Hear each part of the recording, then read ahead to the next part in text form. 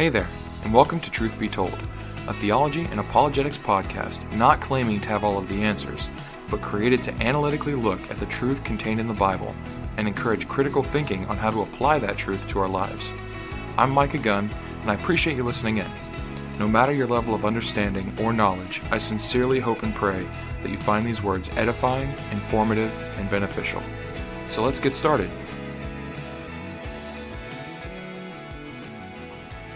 Well, as you can tell from our title of today's episode, we are going to be continuing on in our study of love as Paul describes it in 1 Corinthians 13, verses 4 through 8.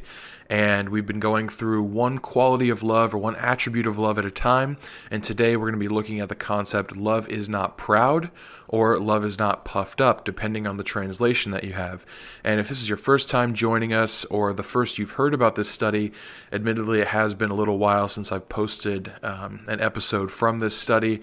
We've kind of looked into other things in the past and gotten a little bit away from this one, but I'm excited to get back to it.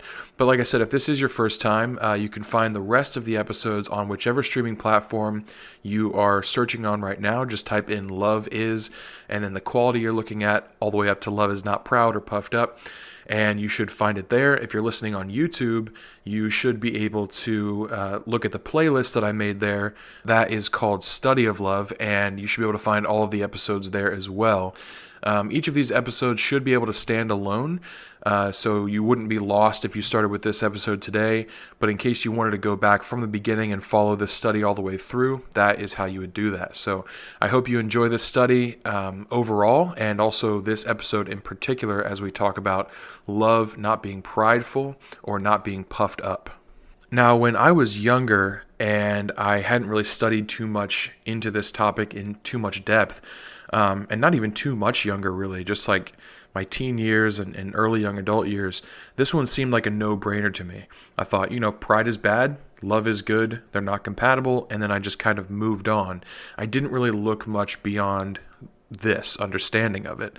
And I wasn't really sure what love being proud looked like logistically, and I didn't dive deeper to find out. Especially in like the social media age that we live in, I assumed that it meant being proud of like a certain relationship, showing off a spouse, maybe constantly posting about a significant other. And this is how I envisioned what this looked like, particularly because we often use this verse here, 1 Corinthians 13, verses 4, and then on through verse 8. We use this verse at weddings, and I thought it only meant romantic love. Later, I found that that's absolutely not true. But this is kind of the framework that I had when looking at what love not being prideful meant, showing off someone you're dating or married to. And this doesn't mean you shouldn't be able to express a level of happiness you have in your romantic relationships to others. There's nothing wrong with that. I would say there's a line where people reading those posts start to think, they start off thinking, oh, that's really nice. I'm really happy for them. And then they move on to thinking this is clearly an effort to put themselves in the spotlight. And I think we're all familiar with this and recognize it when we see it. And it's really just for you to engage and monitor where your heart's at in this. But an appropriate level of being happy in a relationship and sharing that with other people, I don't think that's exactly what the Apostle Paul was talking about here. Now, what he seems to be talking about here, in my view, is an individual themselves being proud of themselves, being self-focused, self-centered, proud of something they do, proud of themselves for maybe landing that relationship, quote unquote, thinking a lot of themselves for some skill they have maybe. And this is, I think, the message that Paul is trying to get across. This kind of person is not exemplifying the love of God.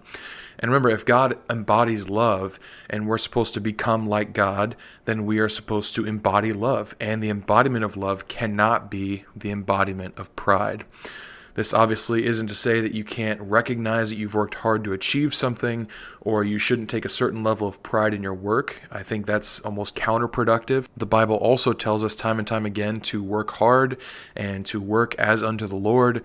So taking a certain level of pride in your work is not a bad thing. You should have good self-esteem, but the minute pride in your work or something you do or have begins to over-elevate you in your mind, you might have a pride issue. And this is a really big one. I don't want to minimize how important this is. Not only does John tell us that this is one of three ways that sin manifests itself: lust of the eyes, lust of the flesh, and the pride of life, but also in the world of sin that we live in. Some of us struggle with this sin or that sin, and others we know might struggle with something completely different. But pride is something that affects all of us at some point. So far in this study of love, you might have said, well, I'm fairly patient, I'm reasonably kind, I don't envy, I don't boast. But this pride one should stop us in our tracks, because every single one of us is prideful to a certain extent, or could separate out some pride from our life and get rid of it, even if it's not a prominent or pressing issue as much as some other things are. It is still something that all of us struggle with at one time or in one way or another. It's also interesting that the previous quality that we looked at was boasting, which is the outward expression of what we're talking about now, which is pride. It reminds me a lot of Christ's ministry in just like shorthand form, where Christ says, "You've read that it was written, 'You shall not murder,' but I tell you, he who hates his brother without cause is guilty of murder." You could almost do the same thing with pride and boasting. You've heard it written that being boastful is not the humble, self-sacrificing kind of love that I've called you to. But I tell you this, whoever even harbors pride in themselves rather than in God and the blessings he gives you in your life is also not able to show the kind of love that I've called you to. So Paul here goes one step further, as Christ often did too. Love is not just not parading itself and not boasting. It's not even harboring pride in your heart. It's not even the internal manifestation of what boasting is. And whenever we're dealing with the internal rather than the external, I find that's a lot harder to control. Controlling actions is a little bit easier than controlling thoughts, I think, for most people. So this is serious and this is important, and I think it can be kind of skipped over when we read it in a list like this, which is the reason that I'm doing this study to begin with. Now, there is a certain level of love that comes with pride that the Bible actually talks about. And it's not any kind of love that we want, but the first is a love of the world and the things in it. Not as God loved the world and he gave himself for it, but a desire for the ways of the world, a different type of love that we really don't want any part of. In 1 John 2, verses 15 through 17, we're given a command here. It says, "Do not love the world or the things in the world." And we referenced this verse earlier. "If anyone loves the world, the love of the Father is not in him." And that's the kind of love that we want to have in us. "For all that is in the world, the desires of the flesh and the desires of the eyes and the pride in possessions is not from the Father, but is from the world. And the world is passing away along with its desires, but whoever does the will of God abides forever." So pride shows a love of the world because it's a type of bowing down to the things that are in the world, whereas the love of God is shown through keeping his commandments and bowing down to his will. Now, the second kind of love that we can have when we're prideful is the love of self. Not a love of self that's appropriate, respect for our bodies as a temple or as being the creation of the Almighty God, but a love of self above all else, an esteeming of ourselves above others, as Paul tells us not to do in Philippians chapter 2, verse 3. And we find warnings against this in Proverbs, actually all over the Bible, but in Proverbs it's very prominent. If you just look up pride in the book of Proverbs, there are several verses that warn you against it. I'll just go to one to make the point and also show that it doesn't always say the word pride specifically, but it will talk about pride as a concept. In Proverbs 26, verse 12, it says, "Do you see a man who is wise in his own eyes? There is more hope for a fool than for him." So the bottom line is pride is an all-consuming love of self and love of the things in the world. And there's no room for love of others anymore when you're consumed with the love for yourself. Notice when God loved the world, it was a love for others. It was those in the world. When we love the world, it tends to be a love of the way of the world or the things of the world. And God tells us to love ourselves, and this is fine, but he also wants us to love our neighbors as ourselves. So this kind of moderates that.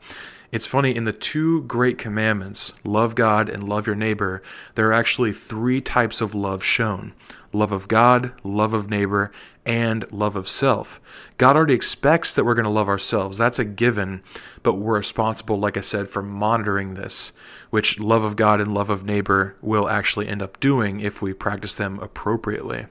So pride, as the Bible describes it, doesn't allow for the love of others.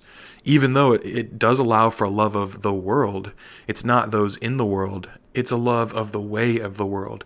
And the way of the world is our own way. So even that in itself is selfish. It also doesn't allow for a love of others as ourself. It only allows for a love of self. So if pride doesn't allow for love of others, love of God, or appropriate love of self, it makes sense that Paul, when talking to Christians about the love required of us, he also leaves no room for pride, and neither should we. Thank you so much for joining me in this study today. It really means a lot to me.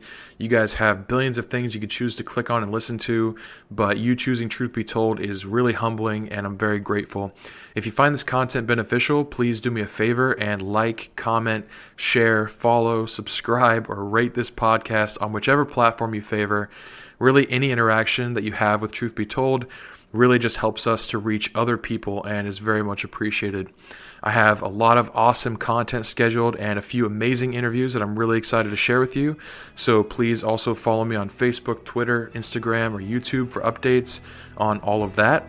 Thank you guys so much again, and until next time, keep on reading your Bibles, keep on thinking critically about them, and keep on applying the truths that we learn here to your lives. Have a great day, everybody.